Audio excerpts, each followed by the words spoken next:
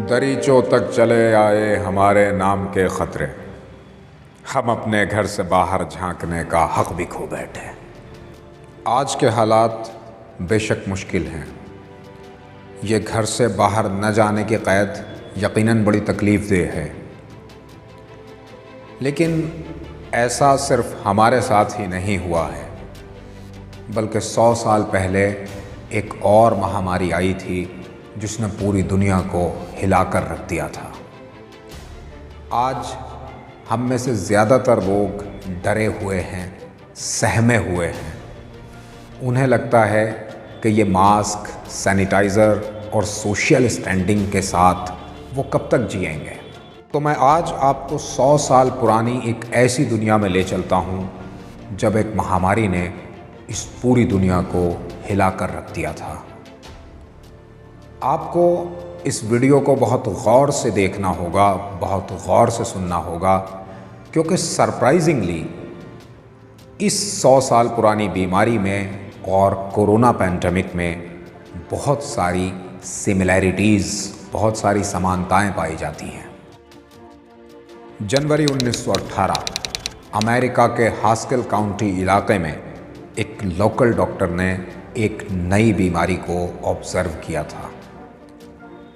उस डॉक्टर ने अमेरिका के हेल्थ डिपार्टमेंट को इस बारे में इत्तला भी दी थी, लेकिन एक लोकल डॉक्टर की बात पर कोई कितना विश्वास करता।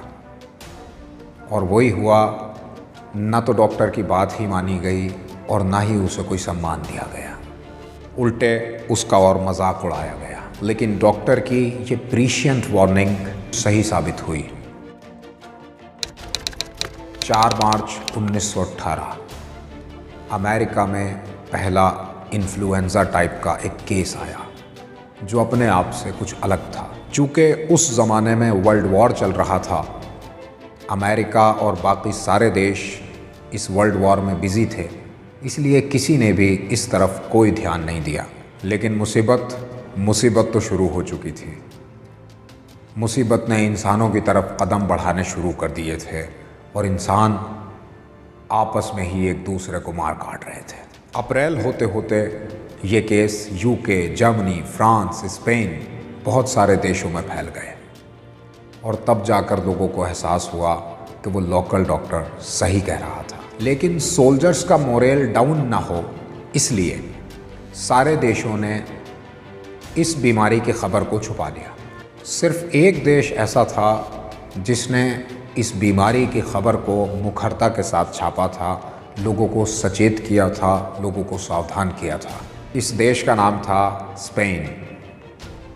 चूँकि लोगों ने इस बीमारी के बारे में स्पेन से सुना था और स्पेन इस बीमारी का बहुत बड़ा शिकार बना था, इसलिए लोग इस बीमारी को स्पेनिश फ्लू कहते हैं। स्पेनिश फ्लू भी कोरोना जैसी ही एक इन्फ्लुएंज़ा टाइप की बीमारी थी। वही खांसी, ज़ुकाम, नज़ला, सर्दी, बुखार, फेफड़ों में तकलीफ़ और आखिरकार डेथ। लेकिन कोरोना और स्पेनिश फ्लू में जो डिफरेंस था वो था स्पेनिश फ्लू का हायर मॉर्टेलिटी रेट, यानी कि स्पेनिश फ्लू ज़्यादा जानलेवा था। स्पेनिश फ्लू से बचने के लिए भी वही रास्ते इख्तियार किए गए थे जो आज किए गए हैं। मास्क, एक दूसरे से दूरी, हाथों को बार बार धोना, सड़कों पर न थूकना और घरों से बाहर न निकलना। स्पेनिश फ्लू ने दुनिया में तकरीबन 5 से 10 करोड़ लोगों को अपना शिकार बना दिया था।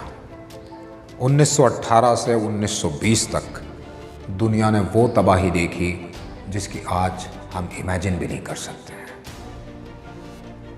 हमारा भारत भी इस पेंडेमिक की चपेट में आ गया था। वर्ल्ड वॉर से लौटे हमारे फ़ौजियों में बहुत सारे फ़ौजी अफेक्टेड थे। देश पर अंग्रेज़ों का शासन था, उन्होंने लापरवाही दिखाई और ये इन्फेक्टेड सोल्जर्स बिना किसी चेकअप के, बिना किसी टेस्टिंग के अपने घर चले गए और साथ में ले गए वो ख़तरनाक वायरस जो करोड़ों लोगों की ज़िंदगियां छीन चुका था। भारत में पहला केस जून 1918 को आया था और एक ही महीने में पूरे देश में स्पेनिश फ्लू फैल चुका था। 5 या 6 महीने तक स्पेनिश फ्लू चलता रहा। लॉकडाउन भी लगाया गया।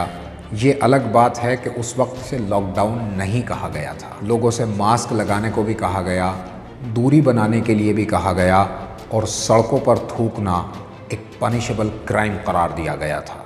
लेकिन सरप्राइजिंगली बहुत ज़्यादा जानी नुकसान स्पेनिश फ्लू से इंडिया में उस वक्त तक नहीं हुआ था, इसलिए लोग लापरवाह हो चले थे। हमारी अंग्रेज़ सरकार तो हमेशा से लापरवाह थी, लोग भी लापरवाह हो चले थे। बार बार मास्क लगाना, हाथों को बार बार धोना, न थूकना, साफ़ सफाई रखना, ये चीज़ें शायद नॉर्मल सी में नहीं थी, इसलिए लोग लापरवाह हो चले थे और स्पेनिश फ्लू की पहली लहर इंडिया से जा चुकी थी। लेकिन अभी दूसरी लहर का आना बाकी है। 5 या 6 महीने बाद ये वायरस दोबारा वापस आया, पहले से ज़्यादा ताकतवर, पहले से ज़्यादा ख़तरनाक और पहले से ज़्यादा बेरहम इस वायरस ने अकाल से जूझ रहे हिंदुस्तानियों पर कहर ढाना शुरू कर दिया। अंग्रेज़ सरकार या तो बेबस थी या जानबूझकर उसने हम हिंदुस्तानियों को मरने के लिए छोड़ दिया था। पूरे देश में मौतें और मौतें ही थी। सड़कों पर लाशें सड़ रही थी जिन्हें उठाने वाला कोई न था। मुंबई की सड़कों पर पहली बार भेड़ियों और गीदड़ों को देखा गया था। हिंदी के मशहूर कवि सूर्यकांत त्रिपाठी निराला ने स्पेनिश फ्लू की इस तबाही को अपनी आंखों से देखा था। निराला की बीवी, उनकी पूरा परिवार इस बीमारी की चपेट में आकर इस दुनिया से चले गए थे। सूर्यकांत त्रिपाठी निराला लिखते हैं कि गंगा लाशों से भरी हुई चल रही थी और उन्हें अपनी बीवी का अंतिम संस्कार करने के लिए लकड़ियां नहीं मिल रही थी। महात्मा गांधी और उनका परिवार भी स्पेनिश फ्लू की चपेट में आ गया था। महात्मा गांधी ने अपने कुछ रिश्तेदारों को स्पेनिश फ्लू में खो दिया था, इसलिए वो झाड़ू लेकर सड़कों पर से थूक और बलगम साफ करने लगे थे। सरकारी आंकड़ों पर विश्वास करें तो भारत में 2 करोड़ के आसपास जानें स्पेनिश फ्लू से गई थी, उस वक्त जिस वक्त भारत की आबादी 30 करोड़ के आसपास थी। स्पेनिश फ्लू की इस तबाही ने भारतीयों को पारिवारिक, सामाजिक और आर्थिक तौर पर बर्बाद कर दिया था।